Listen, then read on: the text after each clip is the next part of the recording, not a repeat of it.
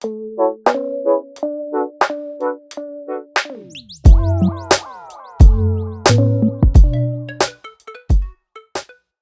everybody, this is Anthony from Forza Capital. Today I just want to talk about the do's and the don'ts when you're in the mortgage process.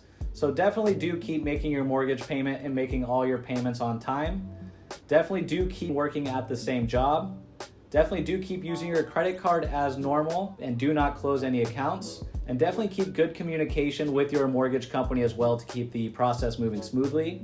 Some of the don'ts to do would be to do not make any big purchases, do not buy a new boat, do not buy a new car, do not open any new credit accounts, do not open smaller credit cards to save 5% of that store. Definitely do not make late payments on any of your credit cards, auto loans, or mortgage payments, or do not deposit any large amounts of money into your bank accounts without talking to your mortgage company first.